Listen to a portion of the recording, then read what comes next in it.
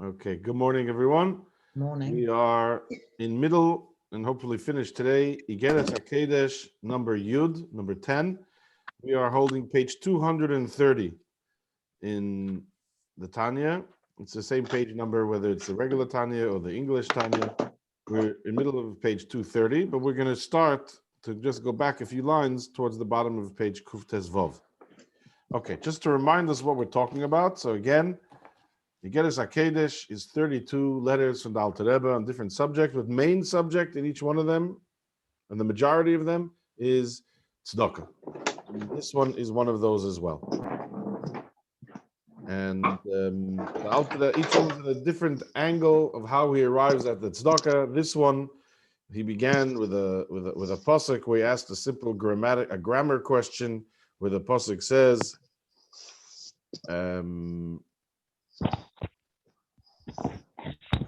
Chasdei Hashem ki lo yisomnu, the chasodim of the Eibishter do not end. But somnu, it should have said that the Alter Rebbe should have said somu. If the subject is the chasodim of the Eibishter, then it should have said that they do not end. It should have said somu. Somnu means that we don't end. So he asked a very basic grammar question. What is this somnu? Somu, what does it mean? And we're going to get to the answer. We're going to get to the answer later on. I don't remember if I've ever told you this. There's a word from the Frierdiker Rebbe. The Rebbe would say it every so often. Frierdiker Rebbe says regarding the Maimorim of the Rabbeim that many times the Maimer had nothing to do with the title of the Maimer. The title of the Maimer, the Frierdiker Rebbe said in the name of his father, is a passport. And because a passport, just as a passport you need in order to get passed through a border, once you're passed in, then you don't need the passport anymore. So too, many times the Maimorim, they start off with a Dibra Maschil, with a title, but that's just a passport to get us into something, and then the subject matter is something else. Many times as well in these Iggeres Hakodesh, also the subject of the title really doesn't have a direct link with the actual subject of the letter itself, but rather it's like a passport. In fact, the Rebbe Rashab, who wrote many Hemsheichim of Maimorim, many times, a hemshech means he did a continuation of Maimorim, which could take 2-3 years. And he would say it every Shabbos. And later on, he would add beginning and end, what you'd call today head and tails, for a particular parsha. But it was already written in advance, and excuse me, he divided it up, and then he put the beginning and an end when it came to saying it on the Shabbos. So that was so it begins with this letter with asking this question on this pasuk, but then he goes into to a different subject, and that is, yeah. So sorry, I didn't quite catch it where we are up to. Could you please repeat it? We are going to be learning from towards the bottom of page Kuftes Vov, but we're not. I'm just going to do a quick recap, and then I'm going to tell you exactly where we're starting from. Okay. Thank you. So he starts by introducing us to tell us that there's two types of chasodim. He says there's chesed ilam and chesed ilah. There's the lower chesed and the higher chesed, and that he explains to us that Torah is something that comes from the Eibishter's chesed. Right? Torah is compared to water. Water is chesed, and Torah trickles down. It's one of the kindnesses of the Eibishter that he's sharing his wisdom with us. That the Eibishter is sharing his infinite wisdom with us, finite beings, is an expression of the Eibishter's chesed or chasodim. And yet, at the same time, the Torah has to be mislabish in gvura as well.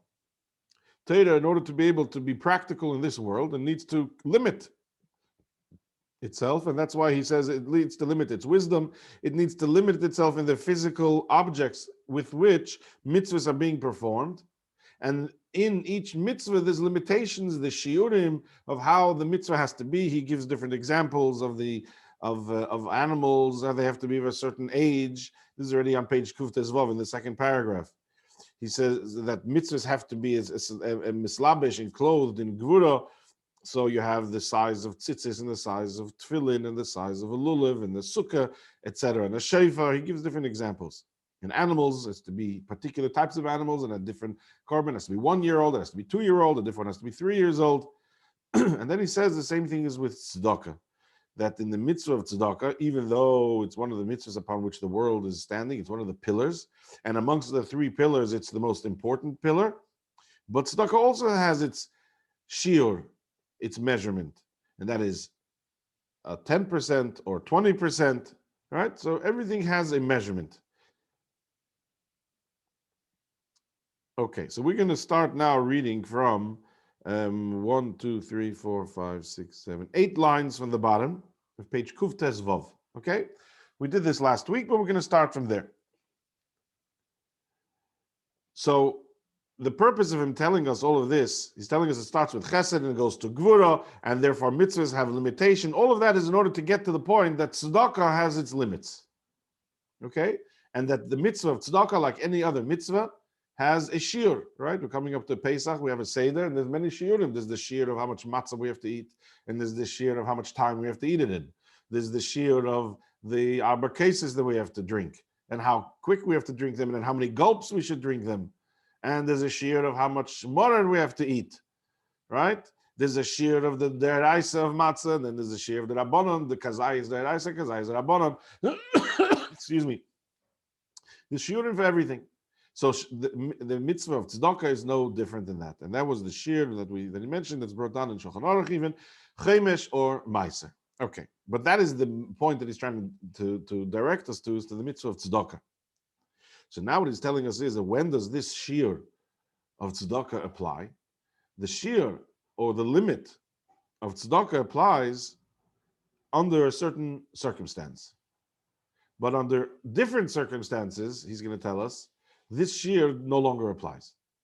And that's what he's going to tell us now. And this is for those who are familiar. We learned the Iggeres Tshuva. The Alter Rebbe discussed it there as well. And here he's going to elaborate on it. 8 lines from the bottom. All of this applies. The shiur, the measurement or the limit of tzedakah applies where? To someone who is keeping the Torah properly. And is never diverted from it, right or left. Even afilu kimlei nima, even like not diverted from it, even a hair's breadth, never diverted from Torah and mitzvahs. Avol, the rest of us, no offense to anyone here, avol misha hevid olav aderech chas v'shalom, somebody who in fact has gone off the way, and when he's saying gone off the way, he means anything from Miloi nima, hair's breadth. Okay? So it's not when we say, someone's gone off it's like, again, it's one of those colloquial expressions of today, gone off the derech. We're not talking about, going off the derech means kimlei nima, even a hair's breadth. And all the rest of us, who perhaps we have diverted off of the path, even a hair's breadth. In fact, since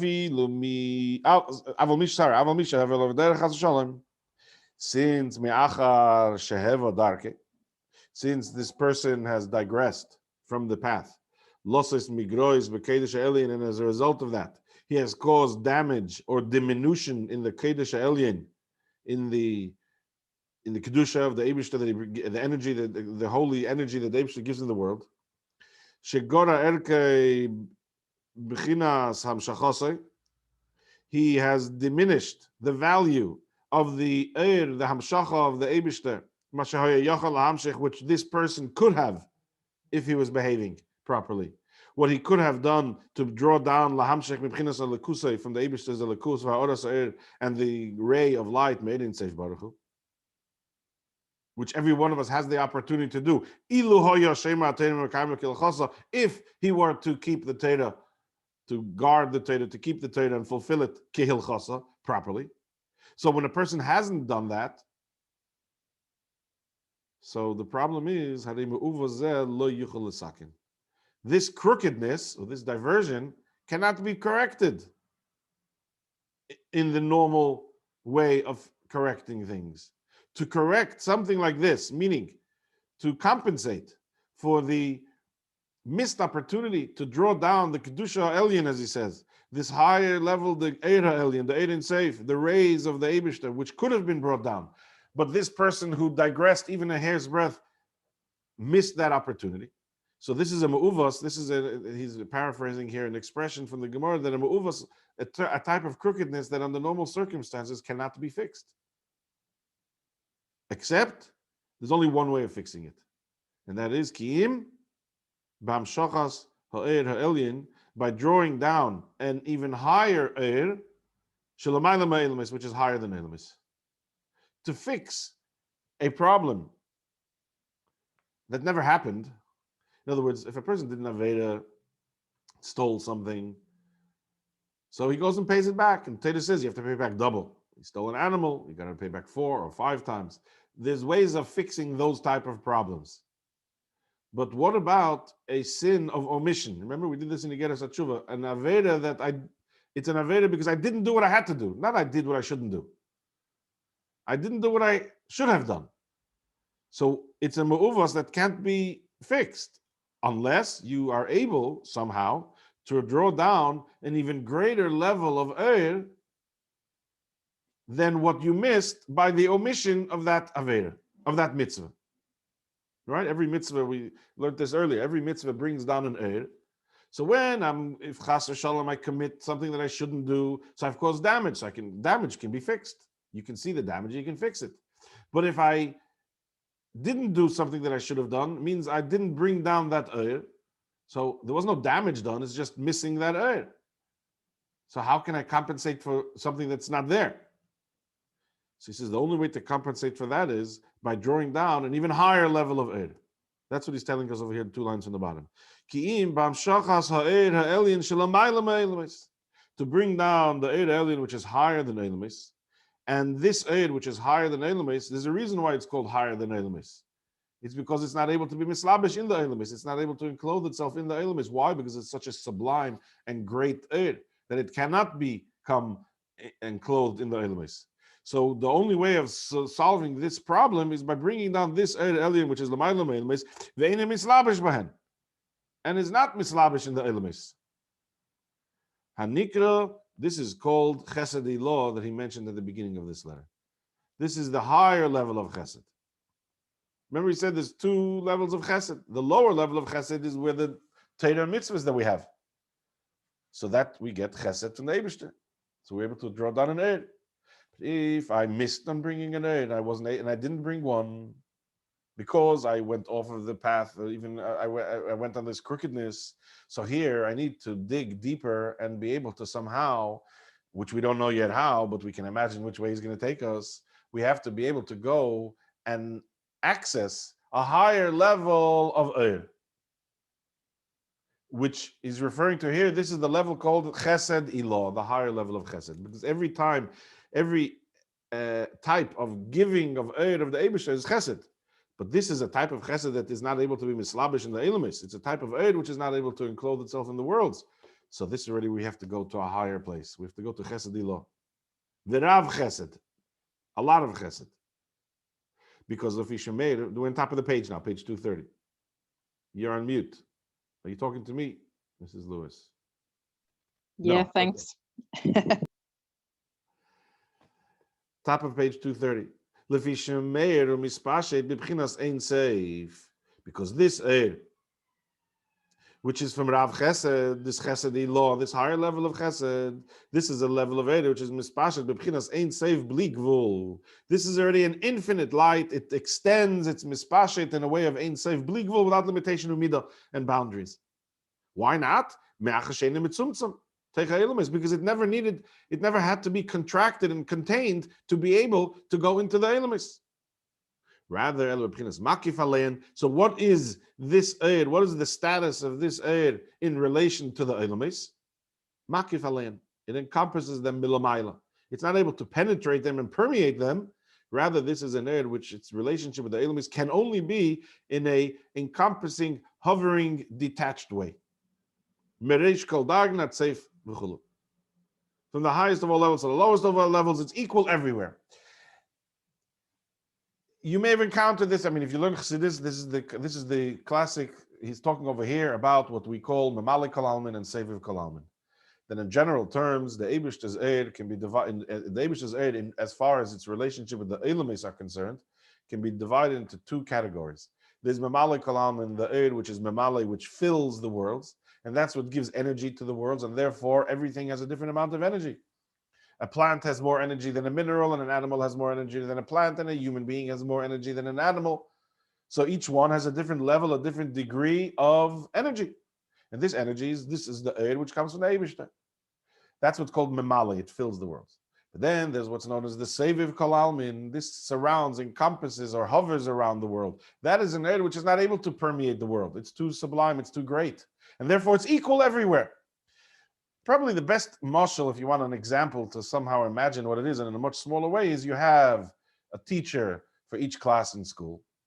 So different teachers are for different types of classes. So some of them are good with nursery, some of them are good with the lower elementary, some with higher elementary, and some are good with the high school. The high school teacher is not capable of teaching necessarily, not necessarily capable of teaching nursery children. And nursery teacher is not necessarily capable of teaching high school children. Each one is cut out for that particular type of age group and type of class. But the head teacher has to be able to relate to everyone, to all ages, to all the children. But that head teacher doesn't teach each class. The head teacher is more of a makif, right? The head teacher is overall, over the whole school. Yes, okay, so you see, sometimes head teachers have to teach and so on. Okay, we're talking about in general terms, that's as a mashal, right? So the head teacher is the makif, and the teachers are the pnimius. Here we have a situation with the mamalik kalam, the energy, the air of the Eibishter is missing, because the person has gone off of what should have been doing. So the only way to solve this problem is by tapping into a level which is even higher. What is this level of higher? That's what he's telling us over here. This is the level of the Ein Seif, which is not mitzumtzum in the Elamais, but rather it's makef alei milamayla mereish kol darganat seif. Fourth line from the top now. And therefore, when a person is able to access this air and succeed in bringing it down, b'ma'asav, into one's deeds, v'yisarusa de latata, and bring it down into one's own efforts and work, which is what yisarusa de latata means when we do things on our own. Then ozai eir elyon zeh, then this great light, meru mispashet techa ilumei, this great light is able to meir, to illuminate, to mispashet, and to spread out, to disperse techa ilumei into the worlds. And then umesakin kol mu'uvas, it's able to in fact fix, correct any crookedness. The crookedness that we said till now is not able to be fixed. Now it's able to be fixed. Why? Because a much greater and higher light came onto it. Excuse me? Yup. How can we live with, we're finite, and if we get to that level of being able to be, to bring the infinite, is that, how do we live in this world? If you get to that level, isn't it impossible? Okay, so good question. I think it'll become clear as we move on what it means when we're tapping into that level of air. If not, then ask me the question again towards the end. Okay. Okay. So when you're able to bring down this light, then it's misakin kol mu'uvas, it's able to correct any crookedness. V'chol migrois, and anything that's lacking or missing, all the migrois, all of the diminutions, shenitnu b'kedesh elyon, which were put into the kedesh elyon. In other words, what it's missing. U'machadesh eiron v'tuvan, able to renew their light and their goodness. B'yeses eis v'yesed oz, with even greater power and greater intensity. B'chinas er chodosh mamash, with a whole new light. L'chein omru, and this is the reason that we have the expression in the Gemara, the Baal Tshuva is able to do something that the tzaddik is not able to do, which is not that we set out to do an Aveda, but when the Baal Tshuva did an Aveda and then he went and did Tshuva, the Tshuva is that level of aid which is higher than everything. So that's a partial answer to the question that was just asked. When a person does tshuva, what's tshuva? Tshuva is to be able to go and dig into the Eibishter, into a level where the Eibishter will forgive. Remember, we spoke about this at length in Elul, I think, that tshuva, when someone has to say, I'm sorry. What do you mean you're sorry? You hurt me. You did something to me. So what are you asking me? You're asking me to forgive you. I have to now go and search within myself to a place where I can forget what you've done. So if it wasn't an important thing, if it wasn't a deep thing that you've done, then I'll find a way to forget about it. But if it was something more significant, or you kept doing it again and again and again, it's more difficult for me to forgive you. Because forgiveness asking a person for forgiveness means asking the person to dig deep within themselves to find a place where this offense doesn't exist. It's a very unusual thing. You did a problem to someone else, I harmed somebody, and now it's that person's problem to go and find a way to forgive me. I have to genuinely apologize. Fine, that I'm the one that committed the offense, so I have to apologize. But why is it their problem? Now they have a mitzvah to dig deep in themselves and find a place where they can forget about this. Not just for today, but in 10 years also. Even if I do it again. Not to bring it back up. Oh, you did this 10 years ago. Then it wasn't a genuine forgiveness last time either.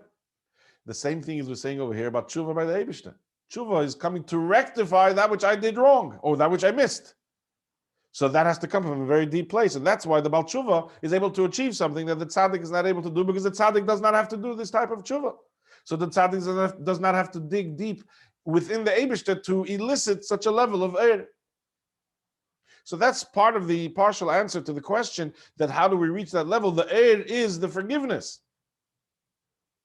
So therefore, he's giving us this example here of tshuva. So we're then able to compensate and make up for the lack or the diminution, the missing, the absent eir, which there should have been in this world as a result of the mitzvah that I omitted from doing. Okay. So that is the solution to the problem. So how do we get to this eir? So he starts telling us now, tshuva. So, v'hinei, yeah, about 8 lines from the top now. This is where we left off last week. V'hinei, ikar tshuva b'leiv. The essence of tshuva is in the heart. It's not just lip service. Tshuva is that I have to feel it in my heart. Because when there is charata, when there is regret from the depths of the heart, what does it do? When there's regret from the depths of the heart, that is what is ma'eder, what awakens this deep eir ha'elyon that we're talking about over here. When there's genuine charata from umka de liba, it is ma'eder, it awakens a corresponding eir ha'elyon hazeh, this eir ha'elyon.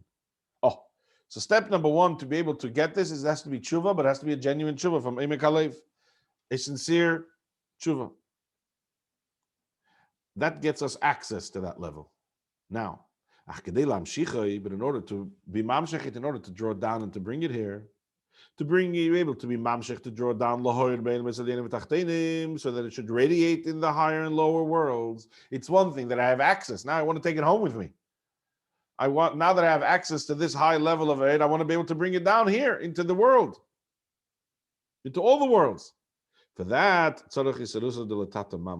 there needs to be an actual isirusa delatata v'chinas maisa, in action, not just an emotion and a feeling in the heart, which is one level of isirusa delatata. Remember isirusa delatata, an awakening from below. In other words, it has to be something that we are self-inspired.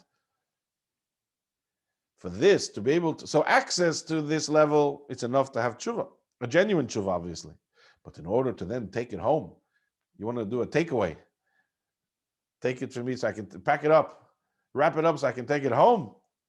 For that, there needs to be not just an Isus Delatata, but it has to be Isus Delatata Mamash B'Chinas Ma'aseh in action. And what action is this that's going to achieve this corresponding Isarusa de La'ela? Which action in particular down here? The practice of tzedakah, the chesed and kindness. But not just tzedakah and chesed bli gvul u'mida, without limit and measure. Without limit and measure. Why is that? Because everything is a mirror image. Just as a person will dispense, will be mashpia a lot of chesed. What is chesed? Pirush ches dalas. The word chesed, the first 2 letters is ches and a dalad, which means chos means to pity the dalas, the poor. Dal, right? Or is a dalim, right? The dal is someone who doesn't have. So he's saying chesed is the word divided into 2 parts. Ches is chos dalid, to have pity on the poor. in Aramaic. Dahainu ledal ve'evyin. That means to give chesed to the dal and the evyin, to the destitute, to the poor. The person, the lesli megamei klum, who has nothing on their own. That's chesed. And doing it in such a way that without setting a limit to one's, without setting a gvul and a midah, a limit and a boundary to l'nisinasei, to one's giving and hashpa'asei, another synonym for giving. I'm ready to help you whatever you need between 9 and 10 o'clock. Whatever you want, no limits, but from 9 till 10 o'clock only, because then I have a life, I have things to do. That's very nice, but that's not chesed without midah gvul. Chesed without midah gvul is that I'm ready to help you and call me 24/7. You can't call me on Shabbos, knock on my door. 2 in the morning, I'm ready. Whatever you want, I'm here for you. That's chesed without midah gvul. So that is the tool, that type of tzedakah and chesed without midah and gvul, to someone who is missing something or doesn't have. It doesn't mean a person who has absolutely nothing necessarily. It means that in this thing that you are able to give chesed, that's what they're lacking.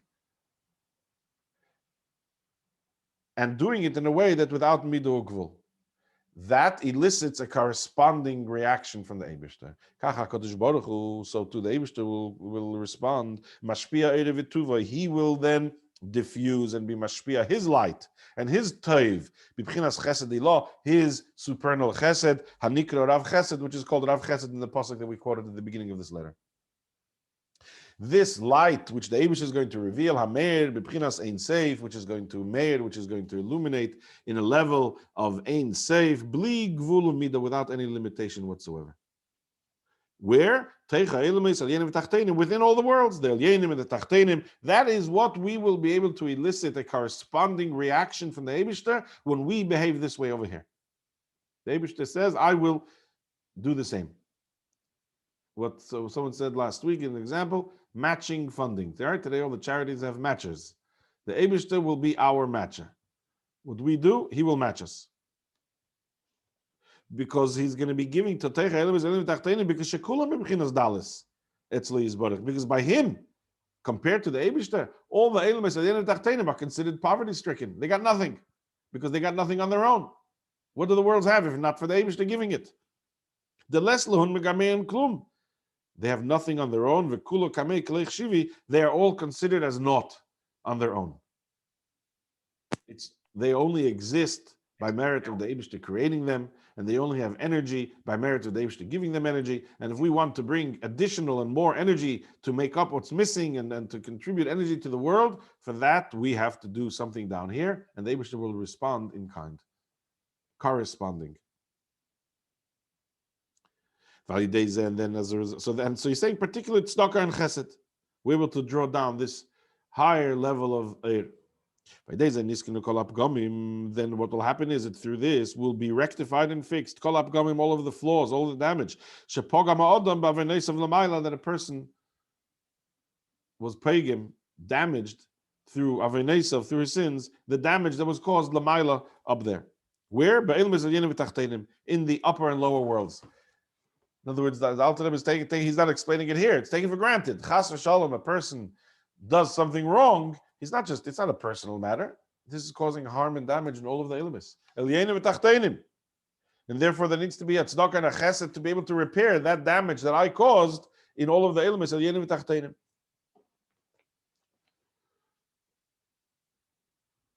Zeu shekosov. Right. You're right. Okay. So we're up to here. 7 lines from the bottom. This is what the meaning of the pasuk in Mishlei. Asay tzedakah mishpat. Also tzedakah mishpat. If a person did tzedakah and mishpat, tzedakah and justice, nivcha l'Hashem mizevach. This is more chosen, more preferred to the Eibishter than a zevach, than a carbon. Tzedakah and mishpat is something that by the Eibishter is more valuable and more precious than karbonis. Two things. First of all, what does it mean? We have this in a number of places that the Eibishter wants a pasuk in Tilim, Leiv, Nishba, V'nitcha. The Eibishter prefers that we have service of the heart more than karbonis. You have it. I think we came up here in the class a few weeks ago in the Parsha Zocher, the Haftarah, the story of Shaul HaMelech, when Shmuel Hanavi sent him to kill Amalek and Agog, and he saved. He left over some animals, and Shmuel Hanavi hears, "What's this noise of the animals over here?" Right? And Shaul said, "What do you mean? It'll be nice karbonis." And Shmuel Hanavi said, "What do you think? The Eibishter likes barbecues? Is that the type of God? He enjoys a good grill." Shmoya mizevach teiv. He appreciates Shmoya listening to his instructions much greater than a zevach. And that's a similar thing over here. When you do tzedakah and mishpat, nivcha l'Hashem, it's much more choice. It's much preferred than a zevach, than an offering. Now, I'm not going to go into it now, but there's an explanation from the Rebbe. What does it mean over here? What's the Alter Rebbe bringing this pasuk? The pasuk is talking about tzedakah and mishpat. Mishpat seemingly means something else, but now's not the time for that explanation. But just to point out, the message over here is that it is tzedakah which the Eibishter chooses greater than zevach, and therefore, how are we going to, what we were just saying, through tshuva? And through tzedakah in particular, tzedakah and chesed, we're able to replenish and repair the damage that's done. Because the Eibishter prefers, excuse me, because the Eibishter prefers tzedakah more than zevach. Zevach is very nice, no? The whole Chumash Vayikra is all about karbonis. Obviously, it is something important and significant. So he explains, because karbonis, they have limits. It's like any other mitzvah, as he told us earlier on top of the previous page. A tzedakah, a karban, is within the category of all other mitzvahs, which has its gvul u'midah. It has its limitation, it has its boundaries. Like we said, it has its age, blemishes, and so on, how it has to be done, how long it has to be eaten. Tzedakah is unique, because tzedakah is unique amongst all the other mitzvahs, that you can disperse tzedakah and chesed without any limit, in order to repair one's sins. Once you shook a lulav, you've done the mitzvah of lulav. You can carry on shaking all day. You're not doing extra mitzvah. It's one mitzvah of lulav. You ate matzah. You can eat a lot of matzah. You can eat the whole night matzah. Eat the whole week matzah. You've done one mitzvah of matzah. Right? The carbon every mitzvah has its limitations, he says, except the mitzvah of tzedakah. Each time you give tzedakah and chesed, every time you perform an act of tzedakah and chesed, whether it's money or whatever else it is, it's b'li gvul, it has no limit. And that is able to saken avenesav, and that's why it's unique and able to be able to repair one's avenes, one's sins. Okay, so he's proven his point. Now you'll come and say, but 1 second. There is a halacha brought in the Gemara that says, where it speaks over there about tzedakah, so a person should give 10% is the basic mitzvah of tzedakah. Someone wants to splurge, someone wants to be very generous, or in the words of the Gemara, someone wants to be a mevazvez. Yeah, what's bizbuz in Hebrew? Levazbez. Anybody here know from modern Hebrew? Unmute. To waste. Wasteful. Oh. So modern means to waste. So the Gemara says, Hamavazve, someone wants to be, but it doesn't mean wasteful here. Someone wants to give a lot of tzedakah, more than 10%, and he wants to do it in a way of bizbuz. So the bizbuz over here doesn't mean to waste, but he wants to splurge, wants to be extravagant in giving of tzedakah. So the din is, says the Gemara, Al Yavazve, Hamavazve, Al Yavazve, or Mashakosov says the Alter Rebbe that, which it's written Hamavazve. Al Yavazve is Yesem Achemish, that someone wants to be flamboyant in giving tzedakah shouldn't be more flamboyant than a chaimish, than a fifth, which is 20%. So how does this work out with what we just said? We just said that tzedakah has no limits and boundaries. And the more tzedakah acts of chesed that one does without limits, in other words, a person can give £1 million, but it's still limits and boundaries. A person can give 10, but it's without limitation. Today I gave 10, that was necessary. Someone needs 20, I'll give him 20. It's not how much we're giving, it's the attitude in what we're giving. So he's saying that till now we're saying that a person who gives tzedakah without limitation, tzedakah and chesed without limits. That's what is able to correct and fix the problems. But don't we have a Gemara that says that the flamboyant charity giver shouldn't give more than a fifth of one's earnings? So remember what the Alter Rebbe told us earlier, that the limitation of tzedakah applies by who? By someone on the on the healthy circumstances who never diverted off of the path, even a hair's breadth. So that's what he says now. Where does this Gemara apply? Someone who has not sinned, or someone who has sinned, but or shetikin chatov, he rectified his sins. How? Bisigufim v'tainies, with suffering, fasts. Sigufim are self-imposed suffering.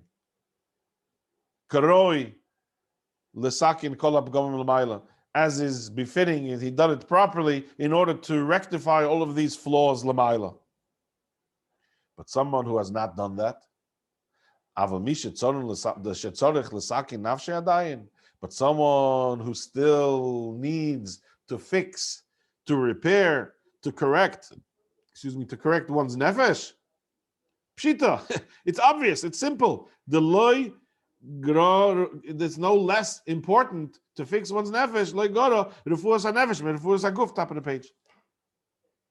That healing the soul is no less important. Nice. No, I skipped a line. Yeah, no, I didn't skip. Sorry. Pshita the loy goro refuas hanefesh, refuas haguf. It's no less important, the healing of the soul, than the healing of the body. And you know what's coming next. We've had this before. When it comes, God forbid, a person has a health problem to heal the body, what are you going to tell the doctor? Listen, I made up that to pay the doctor bills, I'm only paying up to 20% of my earnings.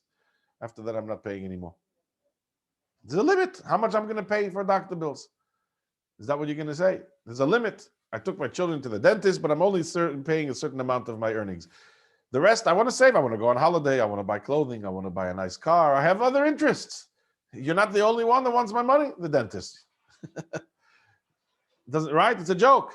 So he says, the refuas hanefesh is no less important than the refuas haguf. And when it comes, when it comes, God forbid, for healing of the guf, of the body, money is no longer nechshav, is no longer chashav, is no longer important. And we'll do everything that's necessary to find healing. Go beg door to door, if God forbid that's what's necessary.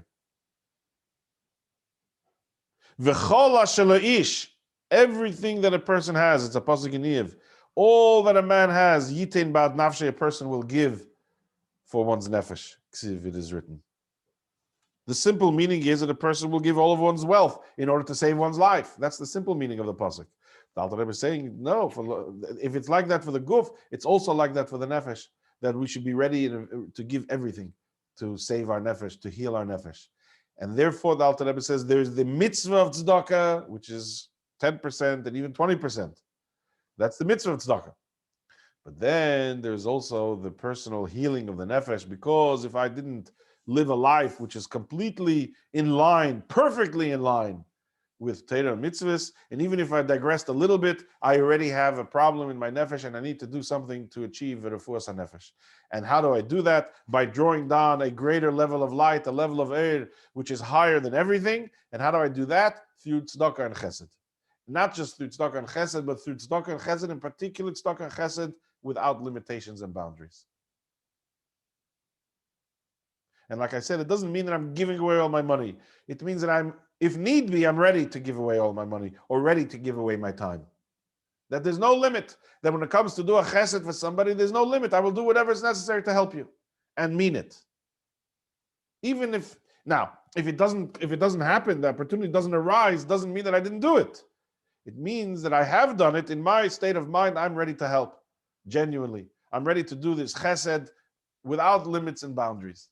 Nothing is going to be too difficult. I will find a way to make it happen. It's an attitude. That attitude is the tzedakah and chesed, which is higher than limits and boundaries, higher than midah and gvul, and therefore it is that attitude which will elicit a corresponding attitude from the Eibishter to be able to give us from his eir, which is higher than everything. Just like he said earlier, just like in tshuva, when we have a sincere tshuva from the depths of our heart, then we'll be able to tap into the depths of the Eibishter that he should then forgive us which forgiveness, as we said, comes from a very deep place. Okay. That is his explanation, and now he's going to go back to the pasuk that he started off telling us over here. 2 lines on the top. Right? Huh? Sorry? No? Okay. Hine midas You keep chesed. freezing. Who's freezing? I am. Yeah, Has anyone experienced me freezing? yeah, no. No, I think it's Leah. You are I think freezing it's to you me. because you froze now as well. Yeah. Oh, It may okay. actually snow this weekend. That's what it is. Sorry. It may actually snow this weekend in the Highlands and in the north of England. In honor of Pesach. Okay. Very good. Hine midas chesed zu. This level of chesed. Which level of chesed? The chesed of bli gvula midah. This level that we're talking about, that's the chesed without limits and boundaries. This is what we called earlier nikras al shmesh al Hakodesh Baruch Hu's chesed Hashem. Remember we said in the beginning, if you turn the page back to the top of page 228, so we said over there on the 3rd line, Chazdei Hashem ki lo yisamnu. The chasadim of Hashem do not end. The Chazdei Hashem. So he's telling us now, what is this? What do you mean the Chazdei Hashem? So he says, this level of chesed, which is without limit, this is what's called nikras al shmei shel Hakodesh Baruch Hu Chazdei Hashem. This is specifically the type of chesed which is called Chazdei Hashem. When we are able to have a chesed which is higher than limits and boundaries, that is referred to specific, a unique name called Chazdei Hashem. The kindnesses of Hashem. Kidiksiv, as it is written in Tehillim, v'chesed Hashem is me'ilam v'adeilam. That the Eibish's chesed is me'ilam v'adeilam, which means forever, everlasting.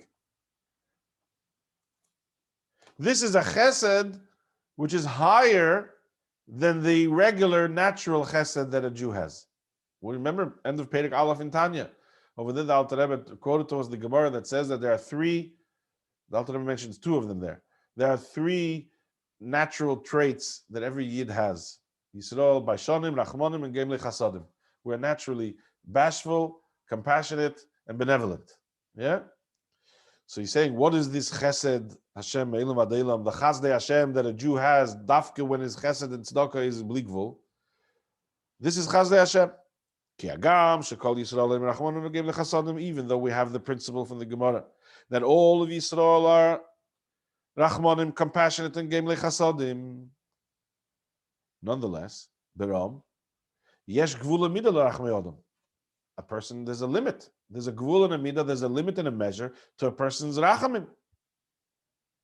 Aval HaKadosh Baruch Hu Nikra Ein Seif Baruch Hu. But the Eibishter is Ein Seif.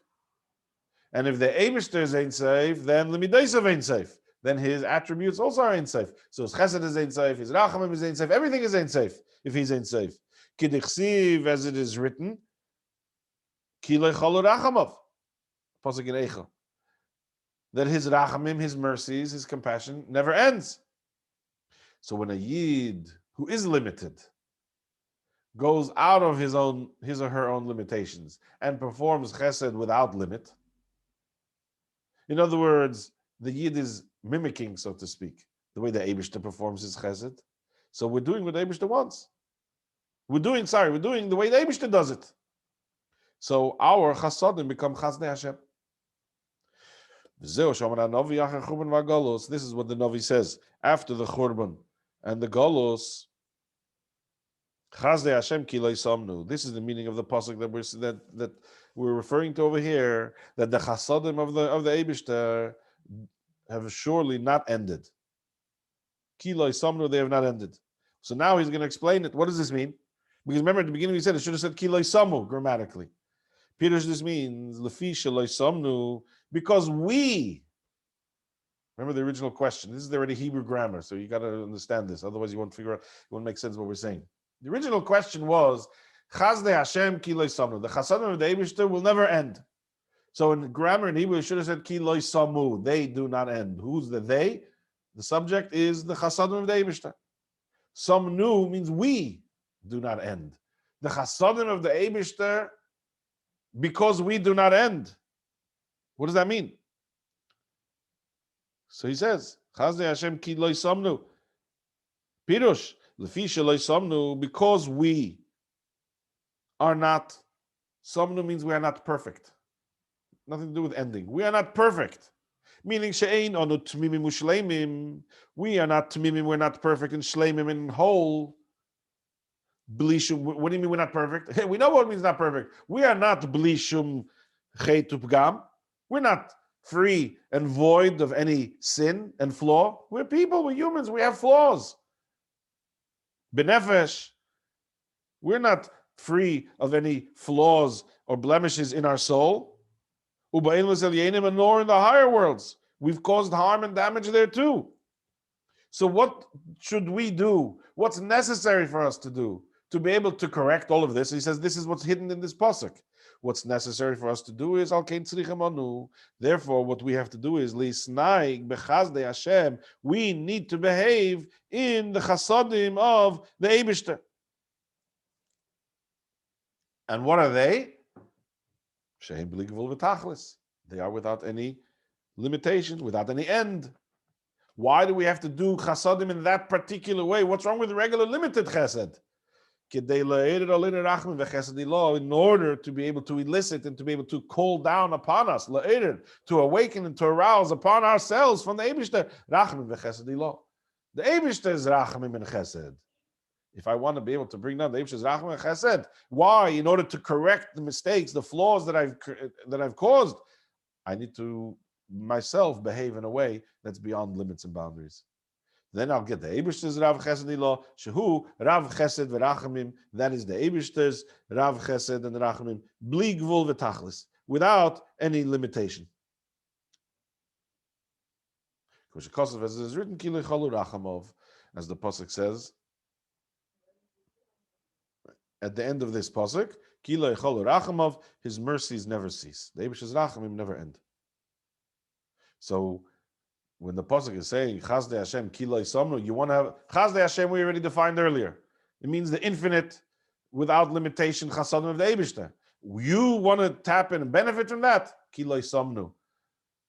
We are not perfect, and therefore for us to be able to replace it, then what do we have to do? We have to behave in that way, and then ki lechalu rachamov, his mercies have no end, and therefore we'll be able to earn, be able to achieve a corresponding chesed from him. And this is what our sages tell us. And this is how we understand what it means when Chazal tell us that Yisrael will only be redeemed through tzedakah. Why tzedakah is going to bring about the redemption, going to bring about the geula more than any other mitzvah? This refers to tzedakah that they will perform. Gam also even if they're legally not obligated. That's the type of tzedakah that's going to bring the geula. I've given my 10, I've even given my 20%. I fulfilled my mitzvah. This is a different category of tzedakah. It's a different type of tzedakah. It's nothing to do with the mitzvah of tzedakah. It's nothing to do with the obligation. But rather it's to do because I'm tapping into the unlimited chasadim of the Eibishter by me going above my limits. Ki ein ben David ba'achulu, because Mashiach, the son of David, ben David, will not come until chulu. Chulu over there is until there won't be any more money in the pocket, it says. Right? So as long as there's a penny in my pocket, I'm able to do tzedakah. As long as I still have energy, I'm able to do tzedakah. Again, we're not restricting this type of tzedakah only to money. It's referring to any type of tzedakah. But it's without limit. The without limit is a state of mind. That's what without limit means. And as I said in the previous letter, this is a subject that the Rebbe spoke in most intensely in the later years, especially in the last year or two, where the Rebbe Begashmias himself led by example. Today is Rebbe's birthday, it's Aleph Nissen. It's a very special and a joyous day. And we saw how the Rebbe led by example himself, physically standing for hours and hours and he started on Sunday giving out dollars, unlimited, as long as the people online the Rebbe is giving. And chasadim, not just giving out money, giving money for tzedakah, but to stand there and listen to everyone's problems and anything that anybody needed, the Rebbe gave himself over completely, physically, begashmias. Giving out chassidus and maimorim, giving out tanyas, whatever it was. The Rebbe pushed himself to the very edge. way beyond more than what he was physically capable of. And he pushed, and he obviously was capable. He just kept pushing himself. After standing the whole day for dollars, the Rebbe was coming back and giving out the Tanya and Teskislev and Yud Shvat and all these things. This is a state of mind of being able to of doing tzedakah and chesed more than we did of Agbola. Pushing oneself to do whatever we can. Okay, he's a Rebbe and he reached that level. For us, it means that we should at least try and reach our edges, the boundaries of our Medid of Agbola. To be able to go out of our comfort zone. I think we can translate Medid of Agbola as our comfort zone would probably be a very good definition of this language over here of limits and boundaries. In our world today, that would be called a comfort zone. See, to be willing to go out of my comfort zone. And not just to be willing to do it, but to actually go out of my comfort zone to help another person. That's the important part here. That's what he's telling us over here. Any questions? Yeah, you said before about, as long as you have a penny in the pocket. There were some tzaddikim who never went to bed at night till If there was still money in their pocket. Even I think there's a story of a tzaddik who couldn't sleep at night. And he called this guy and he said to him, "Is there anything in the house? Because I can't fall asleep, Well, oh, yes, something came. Oh, he said, that's why. So, yeah, it's just like you said. Some people did it really to the letter. Yeah. One of the, it's funny, but you think about it. It's whenever the Rebbe would finish towards the end of giving Keshel Bracha or Tzedakah, and it could have been hours. And the Rebbe already made a bracha achreina over the Havdalah, over the wine. And the Rebbe gets up ready to go, and he turns around always. He turned around and said, "Are there any more?" And who was the one that's left at the end? The Shlemazel who couldn't be bothered to wait online or whatever. He woke up late. And, hey, whatever, I don't want to talk. Not going to judge these people. But where were you till now? The Rebbe's finished now. The Rebbe always asked, "Is there any Sedanoch?" After 4 hours of giving out wine, and don't forget that the Rebbetzin said when the Rebbe came home, he had his arm in ice that night. After giving out wine for so long, pouring, try and do this for 20 minutes, let alone for 4 hours or more. And the Rebbetzin had ice packs prepared for the Rebbe's arm.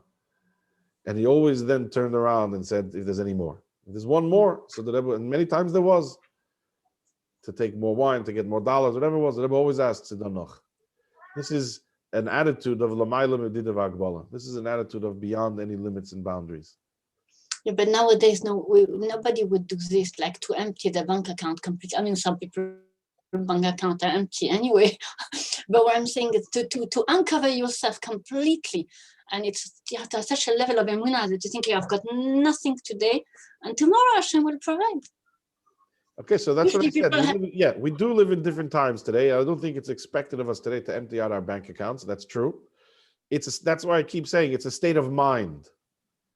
It's a state of mind of that I'm ready to go out of all my comfort zones if need be. And I'm ready to do it, whatever it is. Not that I'm saying it. I'm ready to perform a tzedakah and a chesed, whatever. If it means that I have to, if a situation arises and I have to empty my bank account to help somebody, I should be ready to do that. That's what we have to strive for. I'm not looking every day to empty my bank account. Right? We're not meant to do things that are going to put us tomorrow on the poverty line, so we're going to have to be beneficiaries of tzedakah.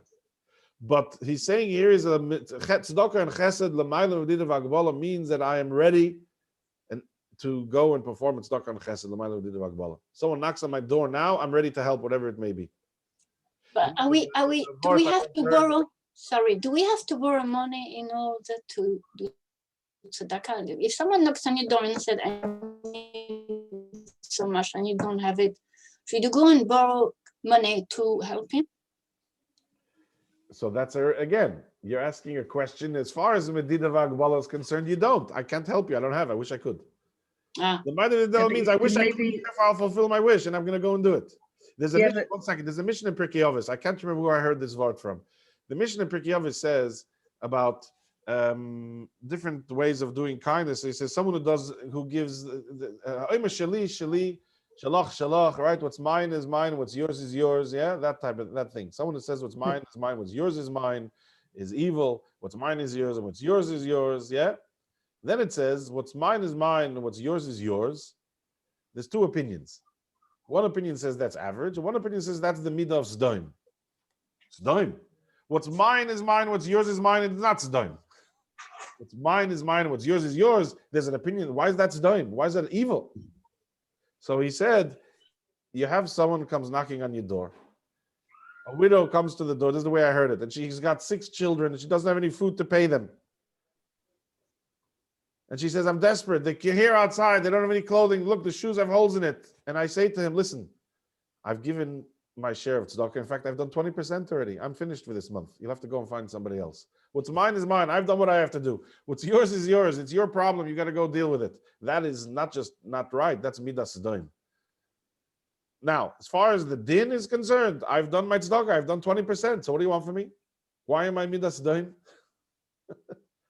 Because I didn't have the compassion in the heart for this person who needs it now. And I'm not ready to go out of my limits and boundaries to go and help them. Why? Because I've become limited and tied down by the so-called mitzvah of tzedakah that I've performed. And I feel so good about myself. No.